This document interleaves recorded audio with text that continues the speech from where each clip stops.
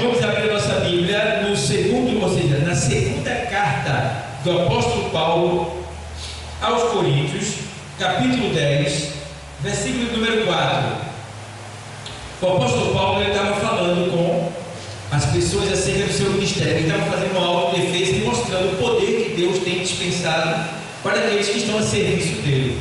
E no versículo 4 desta carta, aqui do capítulo 10, ele diz assim: porque as armas da nossa milícia não são carnais, mas sim poderosas em Deus para a destruição das fortalezas, destruindo os conselhos e toda a altivez que se levantar contra o conhecimento de Deus, e levando cativo todo o entendimento à obediência de Cristo. Até aí a igreja poder sentar. Obrigado a Deus, em nome de Jesus.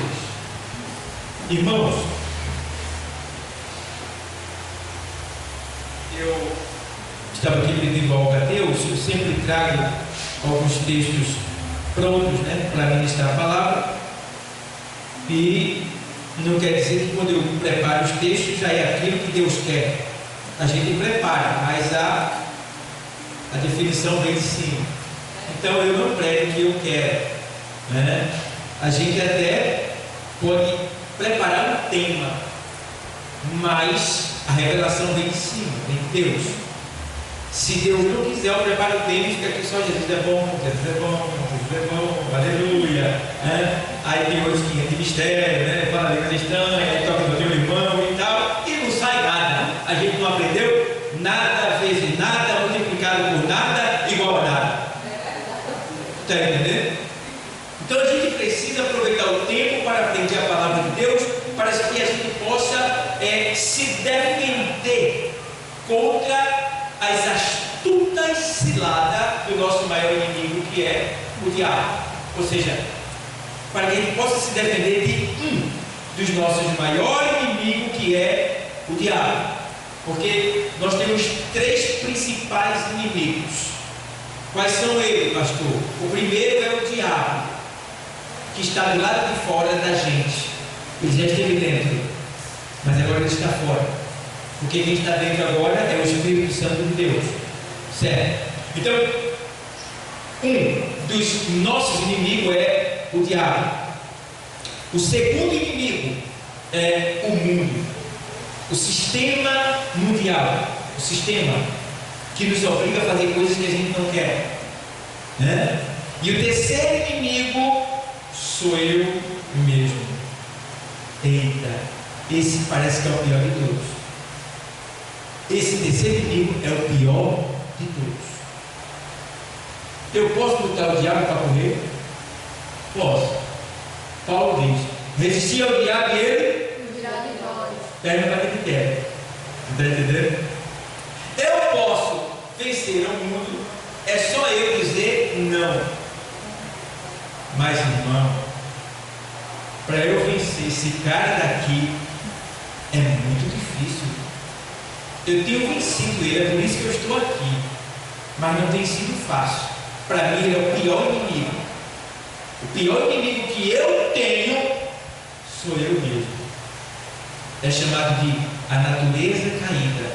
Por quê? Eu me converti no meu interior, eu sou de Deus. Mas Paulo diz assim, na sua carta aos Romanos 7, 18, na sequência, ele vai dizendo: olha, o que eu quero eu não faço, o que eu não quero isto eu faço. Todavia já não sou mais eu, mas o pecado que habita em mim. Ou seja, eu me converti, mas o pecado ainda está em mim. Olha aí. Como é isso, pastor? Porque a nossa natureza caída, a adâmica, ela ainda está em nós. Então há esta guerra. Aí o apóstolo Paulo, ele escreve aos Gálatas 5, 16 e 17. Aí ele diz: olha, digo porém, andai em espírito. O espírito ali está com E maiúsculo. Deus. Andai em espírito, e não cumprireis a concupiscência da carne. O que é concupiscência? São os desejos desordenados da carne, os desejos mundanos que a carne dá sempre vontade de praticar, de fazer. Aí ele diz: olha, não cumprireis a concupiscência da carne. Entendeu? Aí ele explica por quê. Porque o espírito e a carne se opõem um ao outro, para que não façais o que quereis. Mas se sois guiados pelo espírito, já não estáis debaixo da lei, que é a lei de Moisés. Ele está falando ali.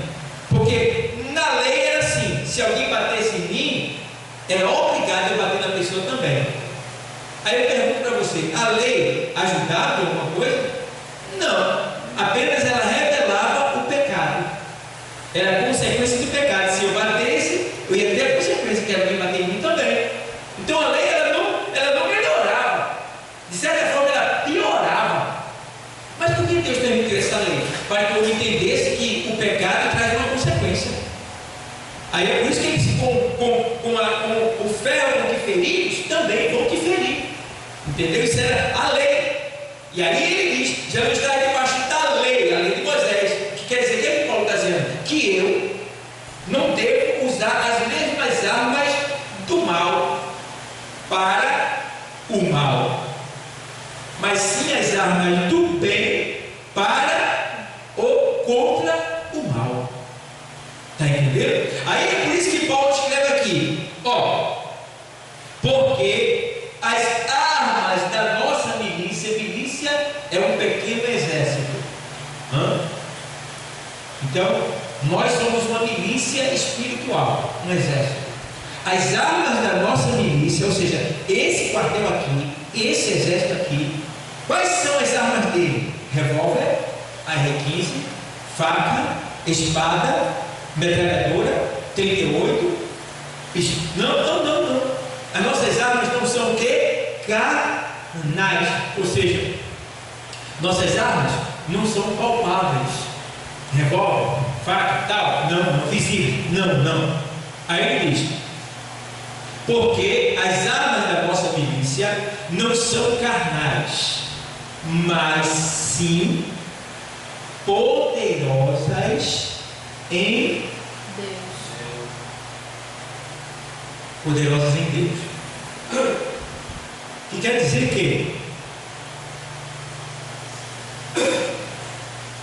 que quando eu vou lutar, na verdade, não é eu que estou lutando, é Deus que está lutando por mim.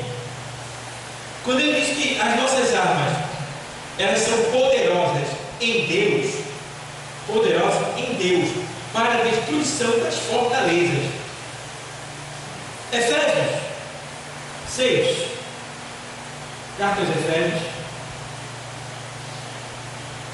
Vamos ver essas armas e essas defesas, de certa forma. Efésios 6 e 10.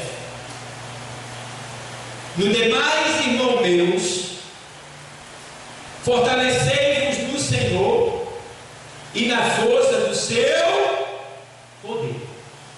Veja bem, primeira coisa que ele tem que fazer: se fortalecer na força do Senhor, na força do seu poder. Eu pergunto para você: onde é que está a força e o poder do Senhor hoje? Está na sua palavra e no seu Santo Espírito. E aí ele faz: no demais, irmãos meus, fortalecei-vos no Senhor e na força do seu poder. Como eu me fortaleço no Senhor? Lendo a sua palavra, orando, confessando, buscando Ele, obedecendo a Ele, vivendo uma vida de testemunho cristão, aonde eu estiver, aonde eu trabalhar, aonde eu morar, aonde eu comprar, aonde eu vender, em todos os lugares, jejuando, sempre pronto para servir a Cristo, em nome de Cristo. Então, no demais, irmãos meus, fortalecei-vos no Senhor e na força do seu poder.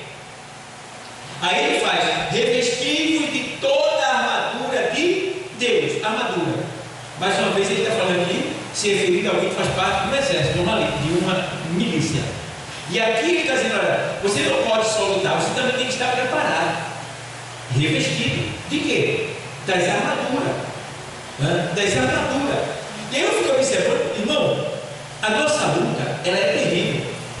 Como já falei, nós estamos lutando com 3 inimigos poderosos. Um é o mundo, o outro é o diabo e o outro é a nossa natureza caída. Mas vamos agora ver como ele deve lutar. Como ele deve lutar com o inimigo, o diabo. Por exemplo, a Bíblia deixa bem claro que o nosso inimigo, o diabo, ele é invisível. Agora vê a desvantagem que ele está levando. Porque lutar com uma pessoa que eu estou vendo é muito fácil. Eu tenho 2 opções: pegar uma arma para atacar. Posso também me defender, porque eu estou vendo ele atacando. Então eu posso me defender, porque eu estou vendo ele. Mas você lutar com um inimigo que é invisível, a desvantagem é muito grande. Então, para vencer um inimigo invisível, é necessário que você também tenha uma visão espiritual das dimensões invisíveis. Entendeu? É o que a gente chama de discernimento espiritual, que é quando você tem a visão que ninguém tem, porque o Senhor diz na sua palavra que quem está no Espírito discerne tudo, e por ninguém é discernido. Então a gente precisa pedir a Deus um discernimento espiritual para não só ver a vida das pessoas, para ajudá-las, mas também ver a atuação do nosso inimigo espiritual chamado Satanás, como ele atua e como ele está agindo para nos atacar. Porque a gente sabendo como ele vai nos atacar e quando ele vai nos atacar, a gente se defende, pode se proteger, pode se defender. Aí é por isso que Paulo diz, olha, então revestivos de toda a armadura. Para que serve a armadura? Para que quando você for atacado, você sinta até o impacto, mas você não é ferido. Você sente o impacto, mas não é ferido. Entendeu? E Paulo diz que lá, escrevendo a Timóteo 2 e 1 na sequência, ele diz, olha, sofre pois comigo as aflições como bom soldado de Jesus Cristo. Porque ele diz assim, porque aquele que foi chamado, alistado, não se deve deixar embaraçar por negócio dessa vida, a fim de agradar aquele que o alistou para a guerra. Então ele está numa guerra, meu. Ele está numa guerra. Você fala, eu queria tanto que eu me desse a minha bênção, tem muito dinheiro para chegar. Se esse dinheiro chegar, legal, o dinheiro vai chegar, mas não pense que sua vida vai ficar um paraíso aqui na terra. Não pense. Vai chegar dinheiro, mas perturbação também vai vir, problema também vai vir. Não pense que dinheiro vai trazer alegria, pelo contrário, quando ele vem criar problema. Irmão, por incrível que pareça, o cara fica rico, em vez de ele melhorar de vida, quase que ele piora. Ele passa a ter medo, ele sai da memória, ele não vai mais em lugar deserto, ele anda com segurança, ele não confia mais em ninguém. Irmão, o dinheiro arrebenta a pessoa. A gente, o que a gente tem, a gente vai para todo lugar, a gente confia no outro, a gente põe um pouco por conta dela, a gente se alegra, a gente não fica achando que o outro quer o que a gente tem, e tal, aquele negócio todo. Mas se você ficar milionário, o cara vai dizer, seu amigo, aí, para você, esse cara está ganhando dinheiro, está fazendo isso porque eu sou rico, está assim porque eu tenho, está bem pensando em alguma coisa, não está entendendo? É sério o negócio. Irmão, se você imaginasse como é boa a sua vida, como você é feliz e não sabe, entendeu? Você é feliz e não sabe. Tem muitas pessoas, irmão, os milionários que eu tive lá na pesquisa, eu descobri que muitos deles estão achando uma alegria em servir os mais pobres. Vê só, poucos deles descobriram esse prazer. E aí muitos deles, né, se despojam das suas riquezas e entram em grupos que vão ajudar as populações mais carentes, né? E eles disseram que quando eles ajudam aquelas pessoas que vê que muito deles, né, que o que eles têm, com tão assim, eles ajudam as pessoas que para ele é pouco que ele está dando, mas para elas é tanto que aquilo ali deixa eles assim, eles ficam no êxtase de prazer, de alegria e satisfação, porque isso aqui é satisfação, é poder ver alguém sorrir né? Por ter alcançado uma bênção que você foi canal para abençoar aquela pessoa. Isso aqui é bom.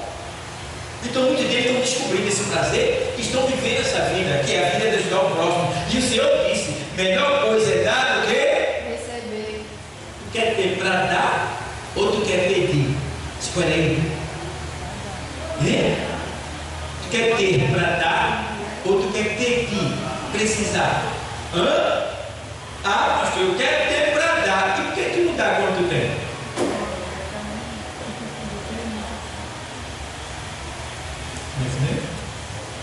Quando a gente tem, a gente retém. E aí, como é que Deus vai cuidar mais se a gente tem muito dinheiro com ele no primeiro? Você está entendendo? Então, Jó é um homem que Deus dava a ele, mas ele, aí Deus estava sempre dando. Por isso que Satanás disse: também tu abençoa ele em tudo. Mas por que Deus abençoava Jó em tudo? Porque Jó também abençoava todo mundo que estava à sua volta. Entendeu? Então, a melhor coisa é dar do que receber. Se você quer ter para dar, dê quando Deus lhe der. Não retém o que é de Deus, não, porque o preço vai ser muito alto. Qual é o preço que vai ser muito alto? Deus vai tomar o que ele deu, vai matar você? Não, simplesmente ele não vai dar mais. Porque você não tem o que ele deu? Você não fez nada com o que ele deu. Não está com você? Fique com isso aí. Então Deus é abundante, Deus é riquíssimo. Deus não quer dar para vez só, Deus quer nos abundar. Deus quer que a gente tenha para emprestar a todo e não precisa emprestar de ninguém. É isso que Deus quer. Agora, para eu fazer parte das bênçãos de Deus, eu preciso também abençoar. É Deus me abençoando e eu abençoando. É assim que as bênçãos de Deus vai se multiplicando na minha e na tua vida. Então isso é uma luta, porque a nossa carne não quer. É uma luta. Então a gente precisa se revestir dessas armaduras. E ele diz assim: estamos na guerra, estamos revestidos de toda a armadura de Deus. Então o que é essas armaduras? Porque, deixa eu te perguntar uma coisa: como é que eu consigo amarrar o diabo? Por exemplo, o Senhor diz vai lá, em Mateus 12, vamos lá, Mateus 12, 29.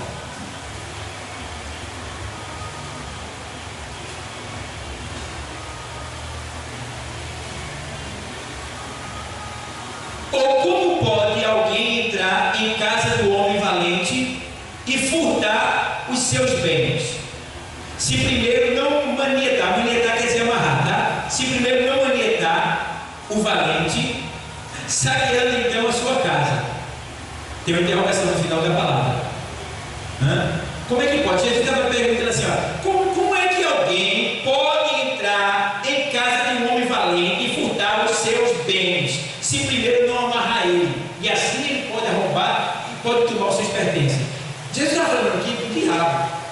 O diabo é esse valente que está na casa dele. Onde é a casa do diabo? O mundo. Sistema. Jesus está dizendo: como pode alguém entrar na casa do valente se primeiro não amarrar ele? Amarrar ele, e aí depois de ele amarrado, aí pode tomar os seus pertences. Entendeu? E quais são os pertences do diabo? As almas que estão sob o seu poder. Certo? Então o diabo, ele detém com ele não só as almas, mas a alegria de muitos que ele tomou, a riqueza de muitos que ele tomou, né? A saúde de muitos que ele tomou.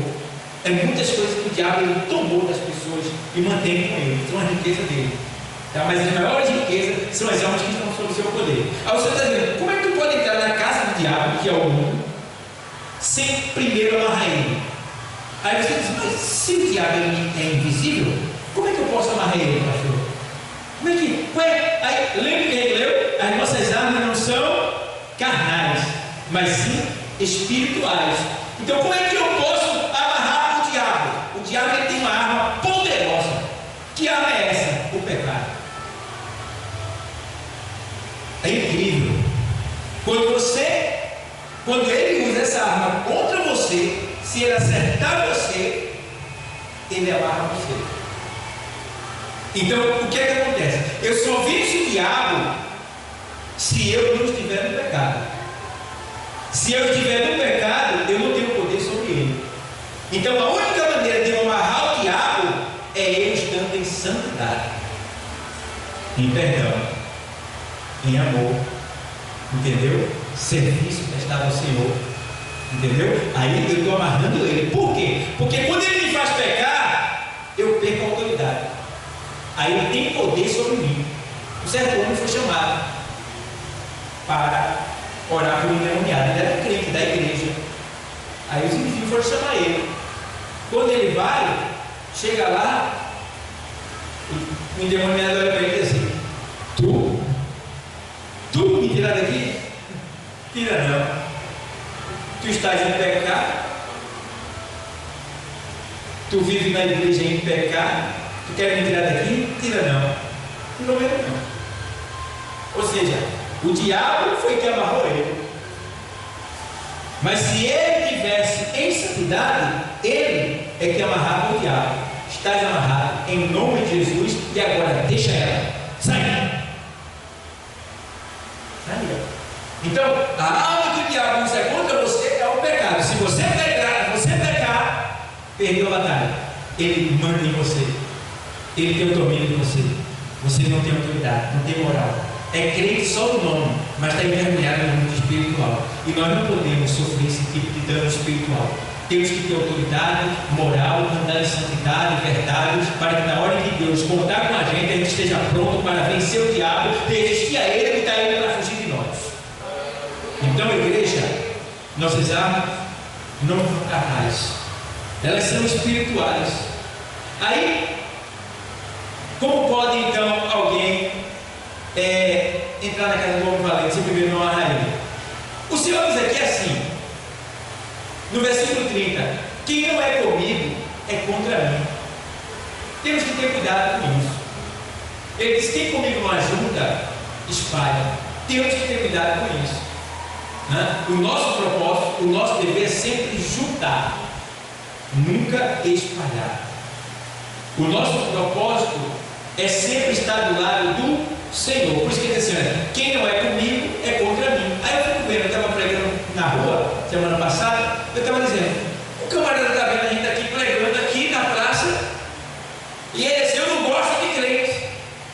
O Senhor disse: quem não é comigo é contra mim. Então, meu amigo, tu está de que lado?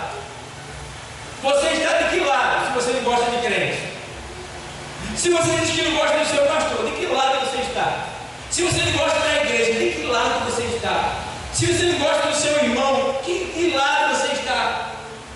Então, temos que ter cuidado. Quem não é comigo é contra mim. Quem comigo não ajunta, espalha. Então, temos que ter esse cuidado. Por quê? Porque se eu espalhar, eu sou uma presa de Satanás. Se eu não estiver do lado do Senhor, eu sou uma presa de Satanás. Então eu tenho que estar atento. É por isso que Paulo diz aqui assim, ó, por quê? Lucas 11, vamos lá? Abre lá. Lucas 11. Esse texto eu sempre leio ele, porque ele é gravado no meu coração. Lucas 11, 24. Eu vou ler do 21, tá? Do 21. Quando o valente guarda armado a sua casa, em segurança está tudo quanto tem. Ou seja, esse valente aqui é Satanás, tá? Quando é que ele guarda a sua casa armado? Quando ele tem o poder sobre as suas presas. Ou seja, quando as pessoas estão em pecado. Então, quando a pessoa está em pecado, Satanás está armado. Porque qual é a arma de Satanás que eles responderam? Pecado. Então, está em pecado, ele está armado. Ele tem poder sobre você, você está preso. Entendeu? Então está dizendo aqui, quando o valente guarda armado a sua casa, em segurança está tudo quanto ele tem. Então a segurança de Satanás é o quê? O pecado. Ele se sente seguro na minha e na tua vida, se nós estivermos em pecado. Por isso, qualquer que deve brigar com pecado. Pecou, reconheça logo, peça perdão, confesse para Deus, se limpe.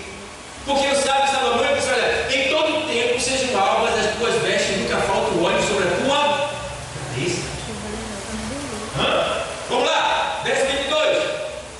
Mas sobrevive outro mais valente do que ele, vencendo-o, tirareis toda a armadura em que confiava e reparte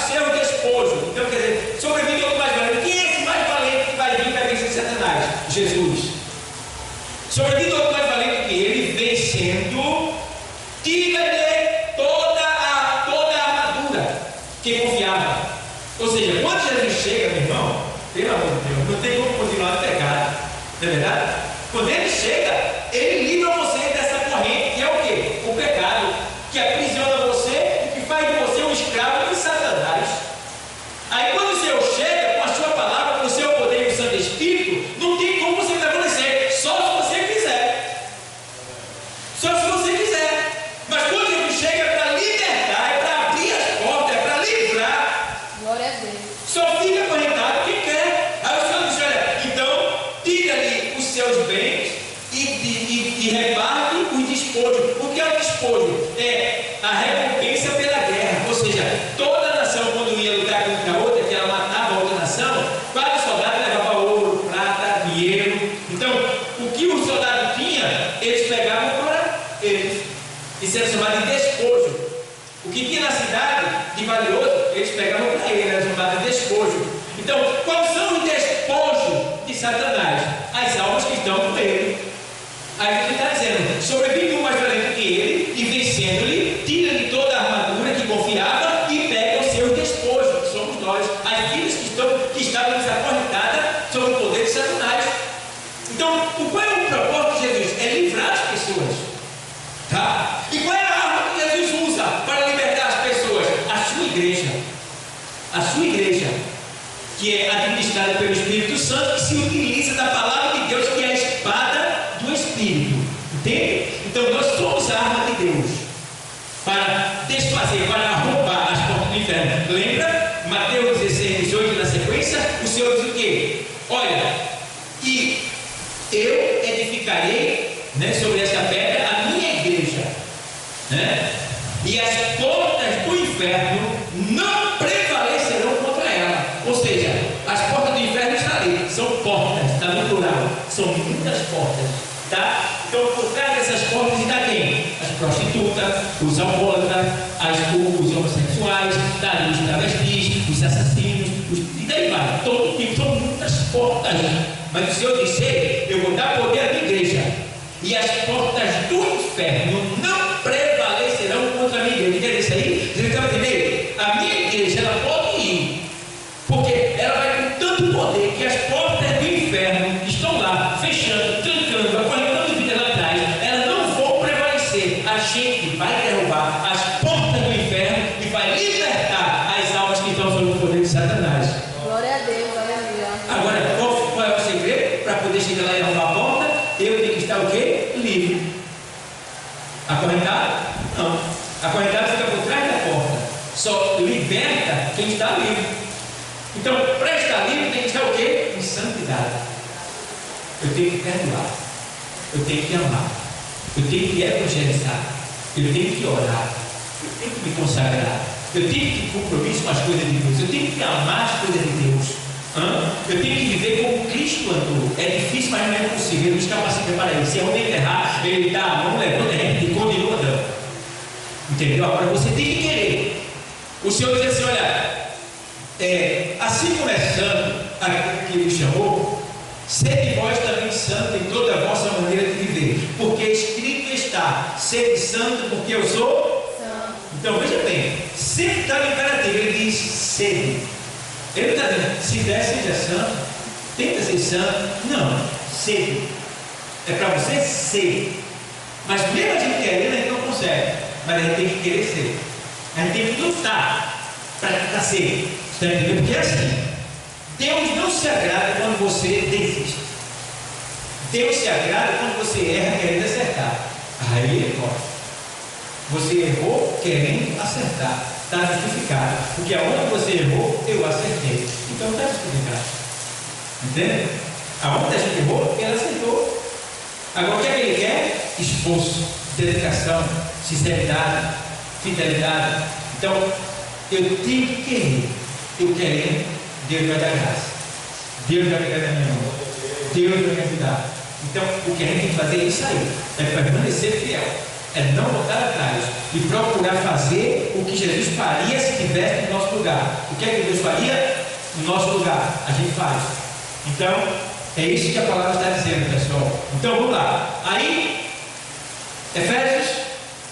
Não, eu acabei de ler aqui o vídeo, o Lucas 16, né? Aí vai ser. Mas sobrevindo outro mais valioso do que ele, vencendo, tira-lhe toda a armadura que confiava e reparte os seus despojos. Agora vamos lá. Atentamente esse ponto aí. Isso.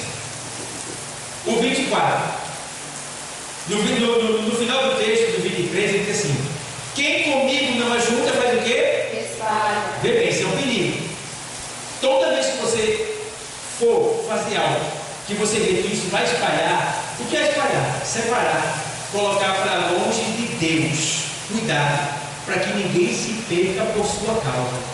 Cuidado, porque uma alma custa muito caro. Tá? Versículo 24. Aí ele faz, lê aí. Quando o espírito imundo tem saído do homem, anda por lugares secos buscando repouso, e não achando, diz: tornarei para minha casa de onde saí, e tornando a achar varrida e adornada. Então vai e leva consigo outros 7 espíritos piores do que ele, e entrando habitam ali, e o último estado desse homem será pior do que o primeiro. Vê bem, o que é que Jesus está dizendo? Que o espírito que saiu de nós, o demônio que saiu de mim, saiu de você, quando ele aceitou Jesus, ele foi embora procurar outro corpo, mas não achou. Ele está por aí, ele está querendo voltar. Tá? Mas a gente, graças a Deus, está com o corpo fechado, porque dentro de nós está o Espírito Santo. Nós estamos lendo, estamos orando, estamos perdoando, estamos congregando, estamos evangelizando, estamos consagrando, estamos dedicando, estamos servindo com alegria. Não tem como ele entrar, as portas estão fechadas. Mas vai, ele volta, porque ele estava querendo voltar para a casa velha dele, que é o nosso corpo. E aí ele volta e encontra você brincado, ódio no coração, desejo de vingança, sem orar, sem se consagrar. Eita, porta aberta para ele entrar. E se ele voltar, diz o texto, e entrando, leva consigo outros 7 espíritos piores do que ele. Vê que situação? Ou seja, se a pessoa vive uma vida de pecado, vão ter mais 7 espíritos, 8 ao todo, para aquela pessoa pecar mais. Por isso que a pessoa, quando se desvia, parece que volta virado mesmo. Entendeu? É até triste, volta virado. Temos que ter cuidado, porque é mais 7 espíritos. Então não podemos dar vacilo. Mantenha as portas fechadas. E manter as portas fechadas é você estar na palavra, congregando, porque Paulo diz na carta aos Hebreus 10 e 25, 24 e 25, ele diz: olha, consideremos uns aos outros, para que nos estimulemos, né? Para nos estimularmos a caridade, que é o amor, né? E as boas obras, não deixando a nossa congregação, como é costume de muitos. Está vendo? Então não podemos deixar a congregação, porque aqui é o lugar que Deus constituiu para se encontrar e falar conosco. Eu escuto Deus em casa, tá? Eu falo com Deus em oração em casa, Deus fala comigo quando eu estou lendo, eu sinto a presença de Deus, eu choro, eu falo línguas estranhas, eu me alegro, mas aqui é diferente. Aqui é diferente, porque se fosse assim, eu não vinha mais para cá. A igreja não precisava, para que eu ir para a igreja? Se eu sinto tudo isso em casa. Não, aqui é o lugar que Deus constituiu, certo? Para se encontrar com a sua igreja, porque é aqui que nós nos tornamos igreja. Por quê?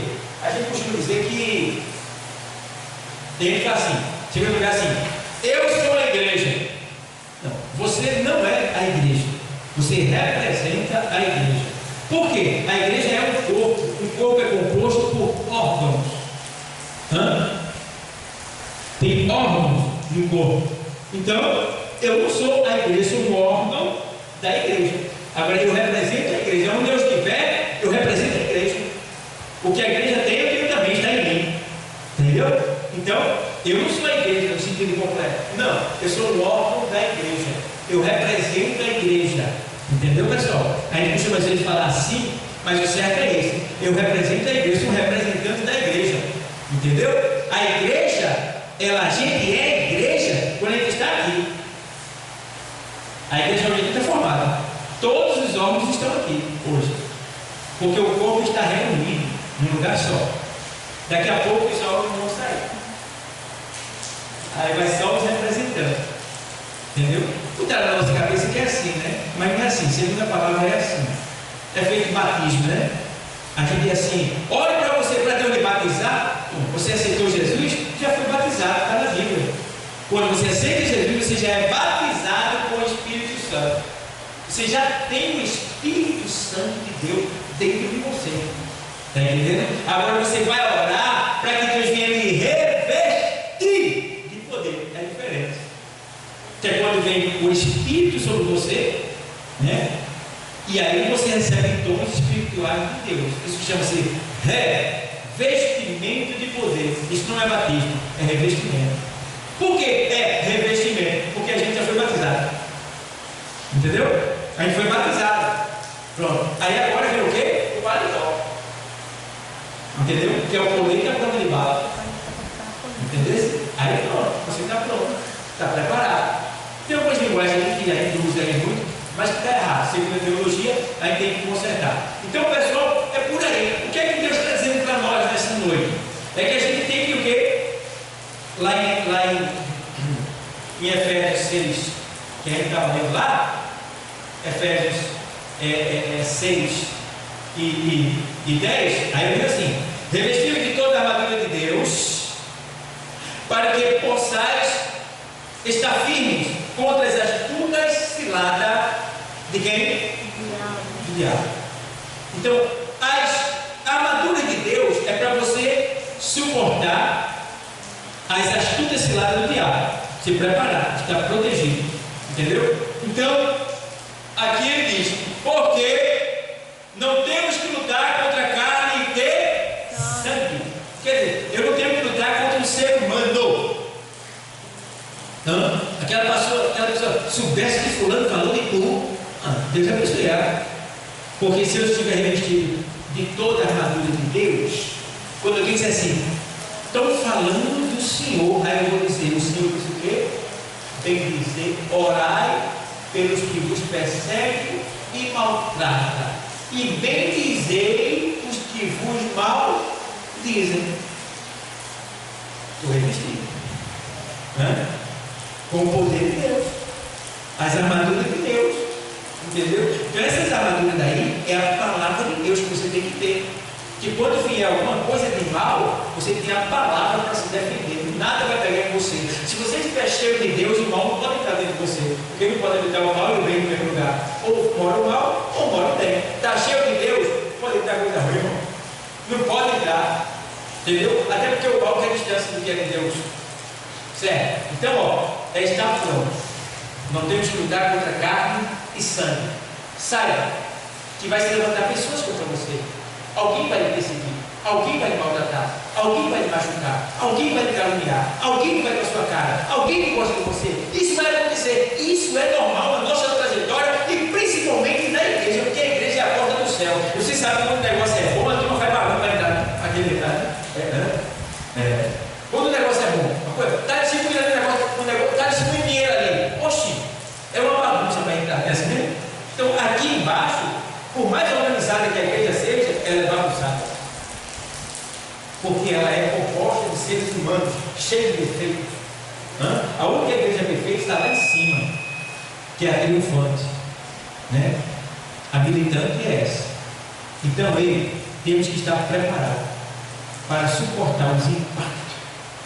Por isso que a gente tem que se revestir do poder de Deus, para que possamos estar firmes contra as astutas ciladas do diabo, sabendo que não temos que lutar contra carne e sangue, mas sim contra as sortes espirituais, contra as potestades, príncipes das trevas, ali, a camada de demônios com quem nós temos que lutar. Então, Paulo também escreve na sua segunda carta de Coríntios, ele diz assim, olha, ele diz assim, olha, segunda carta de Coríntios 10 e 13, ele diz assim, olha, não veio sobre vós tentação, senão humana. Não, primeiro ele assim, no 10:12 ele diz assim: aquele que está de pé, cuide que não caia.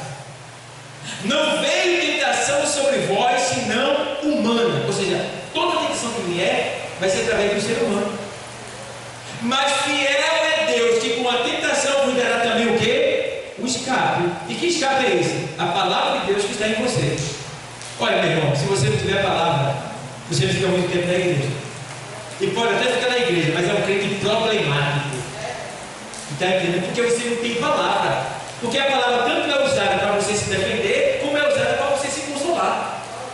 Tu está entendendo? A palavra tanto me consola acerca dos ataques que eu estou sofrendo, como também serve como defesa para mim. Por exemplo, pastor, estou falando mal do Senhor. Aí eu me lembro da palavra que diz assim: estou falando mal de mim? Então tá. Bendizei os que vos maldizem. Então, me consolou e foi uma defesa. Entendeu?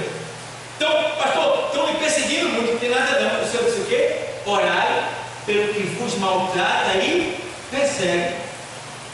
Está entendendo? Então a palavra tanto serve como defesa como serve para consolo, para manter estruturalmente de pé. Então, igreja, lê a palavra, ora a Deus, te consagra, congrega, evangeliza, jejua, louva o Senhor, perdoa quem te ofende, faz a obra, porque Jesus está voltando. Deus abençoe a todos.